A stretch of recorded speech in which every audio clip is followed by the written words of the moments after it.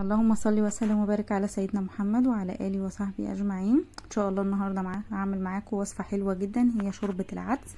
بتدفي جدا جدا في الشتاء، والقيمه الغذائيه بتاعتها عاليه جدا.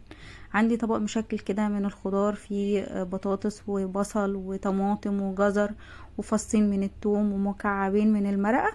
خلاص كده ببتدي ان انا انزل على النار بمادة دهنية واشوحهم كده كويس قوي مع بعض، وببتدي ان انا انزل عليهم ربع كيلو من العدس او حسب انت عايزة تعملي الكمية قد ايه. خلاص كده، وبعد ما استووا عندي بمسكهم بضربهم في الخلاط. تمام، بعد ما بضربهم في الخلاط بقى بجيب حبة شعرية كده حلوين، وبحط عليها معلقة من الزبدة او السمنة البلدي، بتبقى حلوة جدا معاها. خلاص كده، وابتدي عندي ان انا اشوح كده الشعرية. بعد ما تاخد اللون الحلو الجميل ده ببتدي انزل عليها بالشوربة بتاعه العدس. خلاص، وبسيبها خالص لحد ما تستوي.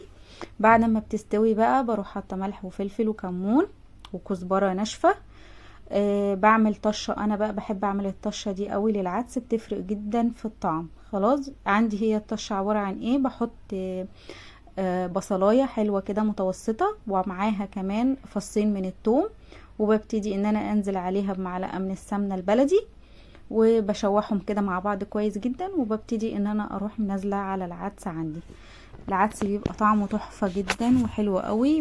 بالمقادير دي جربوها ان شاء الله هتعجبكم.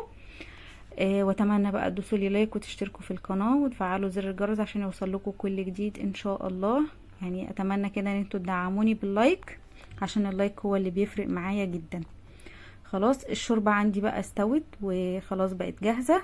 عايزه بقى تعمليها فتة عدس، عايزه تعمليها شوربه اخف من كده كمان براحتك خالص، بس احنا بنحبها كده فعملتها بالطريقه دي.